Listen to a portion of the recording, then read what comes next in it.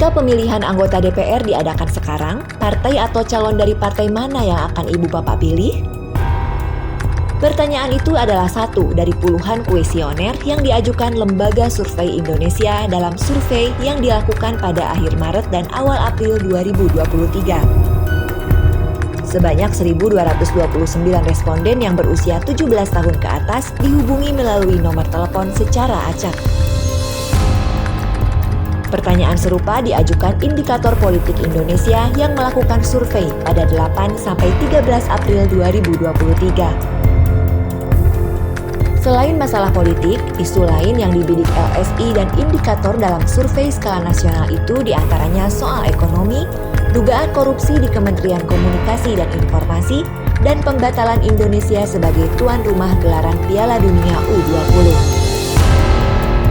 Terkait isu politik, salah satu pertanyaan yang diajukan LSI dan Indikator adalah jika pemilihan anggota DPR diadakan sekarang ini, partai atau calon dari partai mana yang akan Ibu Bapak pilih?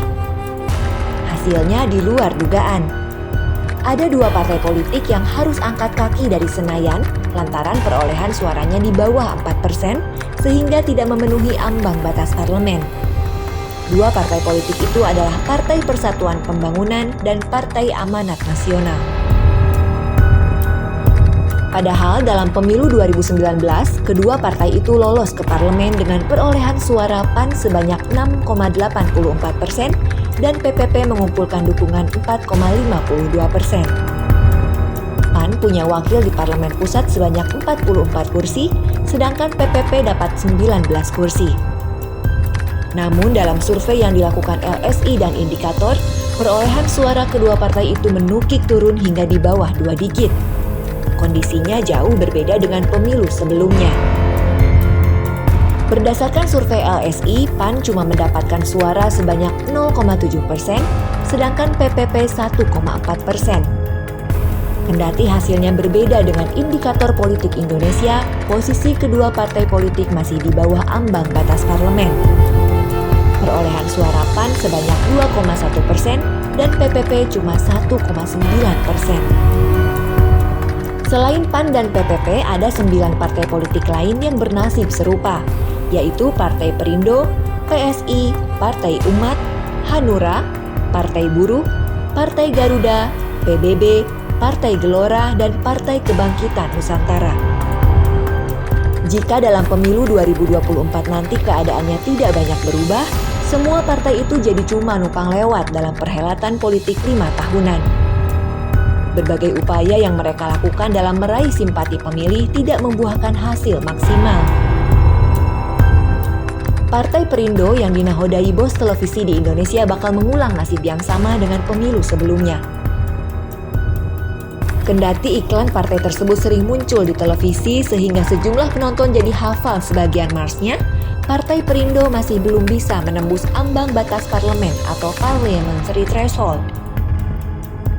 Begitupun dengan Partai Solidaritas Indonesia atau PSI yang selalu berupaya mencuri perhatian masyarakat dengan jargon anti korupsi dan toleransi, termasuk sering mengkritik Anies Baswedan, sehingga oleh warganet disebut sebagai partai sekitar ibu kota.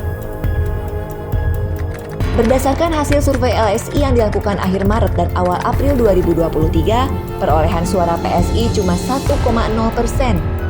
Adapun raihan suara Partai Perindo sebanyak 3,1%, Partai Umat 0,9%, Hanura 0,6%, Partai Buruh 0,5%, Partai Garuda 0,5%, Partai Bulan Bintang 0,3%, Partai Gelora 0,3%, dan Partai Kebangkitan Nusantara 0,0%. Sedangkan berdasarkan survei Indikator Politik Indonesia, perolehan suara Partai Perindo sebanyak 3,6%, PSI 0,8%, Partai Umat 0,8%, Partai Buruh 0,5%, Partai Gelora 0,5%, Partai Kebangkitan Nusantara 0,4%, Partai Garuda 0,4%, Partai Bulan Bintang 0,3%, dan Partai Hanura 0,2%. Lantaran tidak memenuhi persyaratan ambang batas parlemen sebesar 4% secara nasional, partai-partai politik itu tidak bisa masuk Senayan. Bila berpijak pada hasil survei LSI dan Indikator Politik Indonesia, dari 18 partai politik hanya ada 7 partai yang bakal punya kursi di DPR RI. Ketujuh partai politik itu adalah PDI Perjuangan, Gerindra, Golkar, Partai Keadilan Sejahtera, Partai Demokrat, Partai Kebangkitan Bangsa, dan Partai Nasdem. Apakah hasil pemilu 2024 nanti sama seperti itu atau malah jauh berbeda? Kita lihat nanti.